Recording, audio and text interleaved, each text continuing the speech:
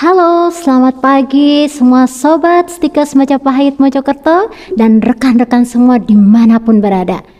Pagi ini saya berkesempatan perdana di podcast Stikers Majapahit untuk menemani sobat semuanya.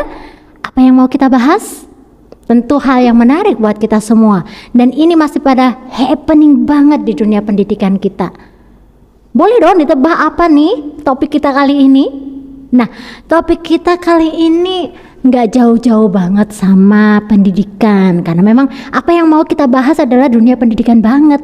Ini sudah dirilis oleh Kementerian Pendidikan kita, Kemendikbudristek, di mana semua mahasiswa itu diberikan kesempatan untuk berinovasi, berkesempatan belajar dengan metode-metode baru, bahkan pertukaran pelajar juga diwadahi dalam program ini. Ya, nggak lain, program kita, podcast kita kali ini adalah tentang kampus mengajar. Dan siapa guest kita kali ini? Pagi ini saya sudah ditemani ada dua guest di depan saya, bapak-bapak dan mbak-mbak ya. Boleh dong kita kenalan dulu biar semua sobat di sini pada kenal siapa nih guest-guest kita dan apa yang mau kita bicarain pagi hari ini. Iya, yang pertama saya mulai yang cantik-cantik dulu aja ya sama mbak-mbaknya ya. Oke, mbaknya boleh dong. Ini mbak siapa nih? Elianti dari Prodi S1 Keperawatan, mahasiswa kampus mengajar di lokasi SDN Sawo 1 Kotorejo Mojokerto. Oh, di Kotorejo Mojokerto ya. Mbak Elianti, saya panggilnya gitu aja ya, Mbak Elianti. Baik, siap, dari program studi keperawatan. Sip. Nomor 2, penasaran ya. Guest kita kali ini bapak-bapak ya, siap. Ini bapak siapa nih? Boleh dong kenalan sama sobat semua. Baik, nama saya Andi Prastia, saya dari dosen program studi S1 Keperawatan juga. Kebetulan saya masuk di program kampus mengajar angkatan ke-5 ini sebagai dosen pendamping lapangan. Saya penempatan ada di SDN 1 Sawo Kutorejo juga, dan juga sama. ada di SDN 1 Randuharjo Pungging. Jadi kebetulan penempatannya di dua tempat untuk periode ya. ini begitu. Oh gitu, langsung dua ya Pak, saya langsung penasaran nih. Sama-sama di Kutorejo tadi ya. Terus Pak Andi ini tadi nyebutin ada sampai KM 5. Berarti ini sudah angkatan kelima ya? Sudah angkatan kelima. Sudah angkatan kelima, berarti sudah jauh banget ya. 5 semester jalan. Kalau sekarang tahun 2023 semester ganjil ya, berarti sekarang mau jalan di semester genap ya Pak ya. Oke. Kalau Mbak Elianti tadi ini KM keberapa? KM 4 atau KM ke-5? Saya sendiri ikut KM ke-5. Ke-5 juga bareng. Berarti satu tempat Kutorejo. Gitu. Baik, boleh dong ini kita mulai ya sobat. Kita penasaran gak sih? Karena kita dengar nggak semuanya bisa beruntung atau bisa bergabung di kampus Merdeka ini. Nah, tahu dong motivasinya ikut kampus Merdeka ini apa? Dari segi mahasiswa dulu ya, Pak Andi sabar dulu. Apa nih Mbak Elianti? Motivasi saya sendiri mengikuti kampus mengajar ini yang pastinya menambah pengalaman, wawasan, dan saya ingin lebih dalam mengenal bagaimana karakteristik anak-anak SD atau SMP yang akan saya ajar. Gitu. Oh, jadi nanti ngajar anak-anak SD, adik-adik kelas di SD atau SMP ya nanti. Oh, good, mulia sekali ya. Plus belajar, plus apa ini? Menyumbangkan, berdedikasi untuk negara, mencerdaskan kehidupan bangsa. Mulia sekali ini motivasinya ya. Baik, kalau Pak Andi nih motivasinya kan sudah sehari-hari ngajar, gimana Pak? Ya, jadi kalau yang dihadapi mungkin kesehariannya adalah anak usia remaja ya. Kalau nanti mungkin di kampus mengajar ini lebih banyak berinteraksi dengan anak SD atau SMP. Jadi mungkin tantangan yang dihadapi juga berbeda, sehingga kepenginnya juga memang menerapkan pada situasi yang bermacam-macam, sehingga nanti punya pengalaman juga yang lebih banyak lagi. Begitu. Memperkaya pengalaman ya Pak ya. Jadi nanti tetap bimbing mahasiswa yang lagi bertugas KM ini, kampus mengajar, plus nanti berinteraksi ya dengan anak ini. Guru pamong, berinteraksi dengan sekolah, berinteraksi juga mungkin dengan anak-anak SD, siswa SD begitu kalau ada kesempatan. Jadi awet muda dong Pak ya nanti. Semoga saja. Kan interaksinya biasanya sama mahasiswa nih yang usia remaja, kemudian sekarang sama yang lebih usia anak-anak ya. Senior ada, yang sebaya ada, yang remaja dan anak-anak juga ada. Oh semua tingkatan berarti. Oke. Lupa saya tadi ya. Benar kan tetap berhubungan sama guru pamongnya di sana. Betul, ya. Iya. Baik, itu motivasinya ya. Jadi memperkuat kita motivasi apa sih balik apa yang ada di belakang kita untuk bisa meraih sesuatu itu memang kuat sekali sehingga bisa terwujud gitu ya. Nah, motivasi ini wes nggak diragukan.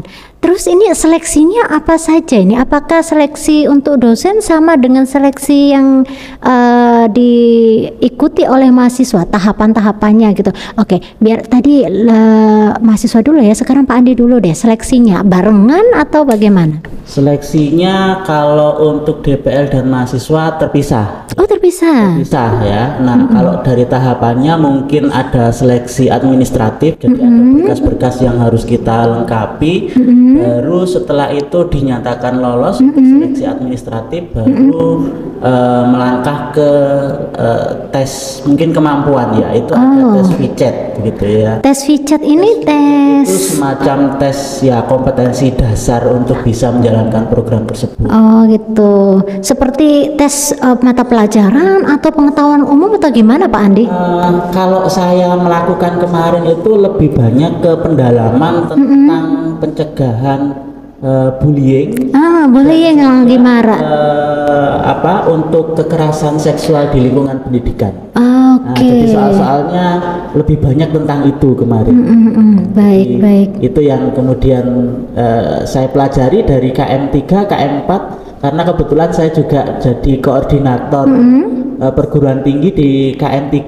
Saya mempelajari polanya, kemudian saya juga belajar tentang apa saja nanti soalnya. Ternyata tidak jauh beda terkait dengan bullying dan pencegahan kekerasan seksual di lingkungan sekolah. Dan memang itu lagi marak sekarang ya. Betul, untuk bisa dihindari, kita bisa menemukan cara-cara untuk hal-hal tersebut tidak terjadi di anak-anak kita.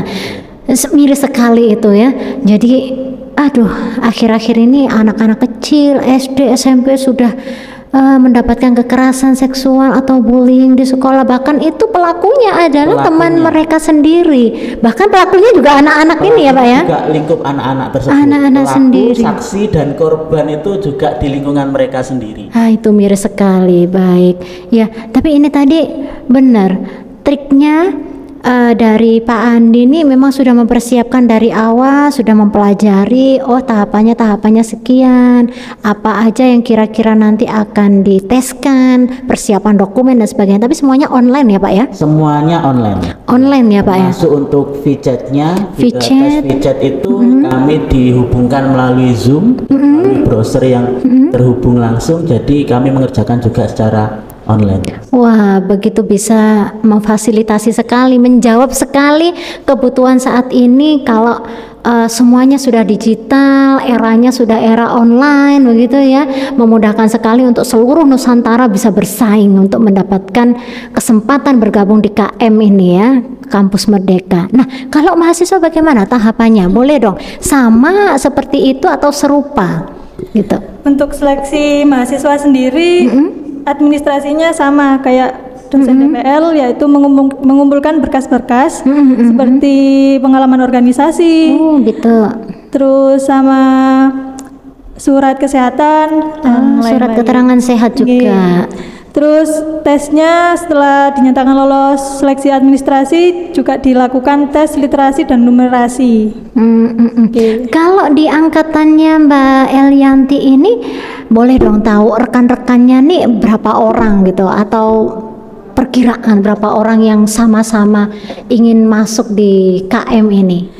Untuk dari angkatan saya di Stikes Majapahit ini kebetulan yang daftar dulu tuh ada sekitar 5 orang. 5 orang? Dan yang kebetulan keterima hanya saya. Wah, memang sudah pilihan ya, luar biasa sekali ya. Memang persiapan itu butuh, dan juga ada, merasa nggak ada Dewi Fortuna lagi ngiringin gitu. Kira-kira, tapi emang murni nih memang persiapan usaha gitu ya. Oke, sip. Oke, ini ada iklannya? Oh, belum ada iklan ya, ini perdana ya sobat ya. Oke, baik sobat semuanya, bisa menyaksikan podcast kita, podcast kita, diskusi kita yang menarik. Kita akan berbicara tentang hal-hal yang happening selama ini. Oke, sebelum kita lanjut, boleh dong ada yang lewat berikut ini. Silahkan sobat Majapahit.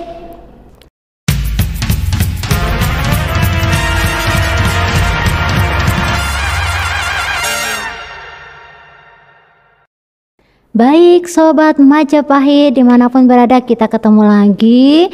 Jadi tadi kita sudah mendengarkan para guest kita menjelaskan motivasinya, kemudian trik-triknya bagaimana untuk bisa berhasil gabung di kampus mengajar ini. Nah sekarang kita mau tanya, karena ini yang saya tahu kalau di kampus mengajar nanti untuk mahasiswa itu kan langsung terjun ke SD-nya tadi ya, kalau Mbak Elianti tadi ke SD Sawo Kotorejo Mojokerto. Kemudian Pak Andi juga harus langsung berinteraksi juga dengan siswanya, mahasiswa yang lagi ngikutin program KM ini, dan juga para guru atau pamong gurunya. Nah ini mau tanya, kira-kira program ini bagaimana berdampaknya ke diri Anda sebagai mahasiswa maupun dosen, atau dengan studi yang memang terutama mahasiswa ya, yang harus ditinggalkan untuk langsung datang setiap harinya di SD Sawo Kotorejo. Gimana nih Mbak Elianti? Untuk saya sendiri pastinya harus pinter-pinter memanajemen waktu, karena semester 7 ini akan diadakan praktek ke rumah sakit juga. Oh gitu. Terus bagaimana dong? Untuk skripsinya saya memanfaatkan jadi biar tidak bentrok, saya ambil penelitian sekalian di SD sana. Oh, jadi malah menguntungkan ya. Sekaligus nanti studi pendahuluan di sana gitu ya. Pak dosen dikoreksi dong kalau misalnya saya salah ya. Boleh ya, emang ambil sekalian kasus masalah di sana yang nanti akan dituntaskan di skripsinya gitu. Wah ini brilian sekali ya, jadi malah diuntungkan studinya, nggak malah ketinggalan gitu ya. Kalau Pak Andi sendiri bagaimana? Karena setahu saya ini Tridharma perguruan tinggi kan harus tetap jalan, ini gimana, berdampak bagaimana? Ya, jadi kalau di saya ya sama, sebenarnya hanya tinggal meregulasi atau memanajemen waktu saja ya. Jadi atau mungkin nanti diantisipasi bahwa kegiatan ini masuk di salah satu kegiatan Tridharma. Nah, itu bisa masuk ya, terlapor langsung ya pelaporan administrasinya itu bagaimana nanti sehingga sekaligus bisa dijadikan sebagai isian beban kinerja dosen begitu ya. Itu kalau di secara pribadi. Kalau secara penugasan, nah kebetulan Eli ini mahasiswa bimbingan saya skripsinya. Jadi saya sekaligus bisa mengawasi betul enggak ini penelitiannya ya, sesuai dengan jalannya enggak penelitiannya. Wah, gitu ya. Hati-hati ya Eliane ya, nggak bisa langsung gitu ya, diawasi secara langsung. Jadi sekaligus juga nanti memastikan bahwa kualitas skripsinya itu betul-betul bagus, beriringan dengan program kampus mengajar yang akan dia ikuti juga. Dua-duanya jalan. Sambil menyelam minum es teh begitu ya. Oh es teh ya, ya betul. Itu jadul ya, kalau sambil menyelam minum air. Itu sudah biasa. Sekarang harus ada rasa-rasanya ya. Oke, baik, luar biasa. Untuk dampaknya berarti positif banget. Baik itu untuk mahasiswa, baik untuk dosen. Tadi bisa untuk menambah kinerja atau terakui untuk kinerja dosennya. Baik, kemudian nih saya mau tanya apa lagi nih, harapan ya, harapannya apa ke depannya, atau harapannya apa sih selama 1 semester nanti, kira-kira setelah mengikuti kampus mengajar ini bagaimana gitu? Pak Andi dulu deh. Kalau harapan saya ya pasti programnya berjalan dengan lancar ya, terutama kalau tugas utamanya adalah pengawasan, pendampingan terhadap mahasiswa yang akan terjun langsung. Nah, harapannya nanti bisa menemukan masalah ya, dan juga mencari solusi yang sesuai dengan masalah yang ditemukan pada SD. Saya kira cari-cari masalah, Pak. Ada masalah juga enggak enak, masalahnya terlalu berat juga enggak enak. Tapi kalau enggak ada masalah nanti programnya enggak jalan juga. Tapi plus tadi cari solusi itu ya Pak ya? Cari solusi, pasti cari solusi, itu yang diharapkan nanti. Jadi supaya nanti mahasiswa juga aktif, karena mahasiswa yang terlibat bukan hanya Eli, kalau tidak salah satu sekolahan itu ada 4 sampai 5 orang, mereka harus bisa bekerja sama, mereka harus bisa bekerja sebagai tim begitu ya, agar programnya nanti lancar juga. Gitu, sip. Kalau dari mahasiswa nih, apa harapannya setelah 1 semester di SD sama anak-anak SD? Harapan saya sendiri, saya sebagai mahasiswa kesehatan ingin menyalurkan edukasi kesehatan kepada siswa-siswa agar lebih mengerti bagaimana menjaga kesehatan gitu ya, sejak dini. Ya, apalagi kan anak SD fokusnya itu ke jajanannya, bagaimana jajanan, makan sehat, berarti makanan-makanan sehat. Karena sekarang yang lagi happening juga tentang stunting ya, sejak dini. Jadi biar enggak bisa terkenal lah mereka tuh, biar tidak stunting lah. Indonesia nih harus generasinya masa depan sehat gitu ya. Iya, oke, lanjut, apa lagi nih harapannya? Ya pastinya tidak luput dari kesehatan, karena saya sendiri mahasiswa kesehatan yang mengikuti kampus mengajar ini. Jadi bukan hanya dari perguruan prodi pendidikan. Jadi saya akan membuktikan bahwa ternyata kesehatan itu juga dibutuhkan di sangat-sangat dibutuhkan di pendidikan sendiri itu. Artinya pendidikan dengan dunia kesehatan ini nggak bisa dipisah ya sobat ya. Jadi benar ini Mbak Elianti mau masukin, selain bagaimana cara agar dunia pendidikan ini lebih oke, juga tentang kesehatan itu di blend sekalian gitu ya. Ini yang terakhir. Itu aja nih kayaknya nih, waktunya udah mepet banget kita. Jadi boleh buat sobat Majapahit dimanapun berada, kalau kita mau diskusi apa tentang topik-topik yang berkesan apa aja, kalian semua sobat semuanya boleh banget untuk ngasih saran ke kami tim humas dari Stikes Majapahit Mojokerto. Nah, tapi sebelum pamitan, boleh dong, ini kan kesempatan perdana kita podcast. Pesan-kesannya apa nih? Diundang di podcastnya Stikes Majapahit nih. Kalau nanti kesannya negatif, bisik-bisik aja ya sama kita. Yang positifnya aja deh, kesannya apa nih? Boleh, yang siapa dulu nih? Elianti dulu, silakan Mbak. Pesan dan kesannya, saya berterima kasih telah diundang di podcast ini. Saya bisa menyalurkan bagaimana motivasi untuk adik-adik semuanya yang akan bergabung di kampus mengajar angkatan selanjutnya. Kasih motivasi buat adik-adiknya semua, ayo ikut semua, siapa tahu Anda yang terpilih di kampus mengajar berikutnya. Baik, Pak Andi, apa nih?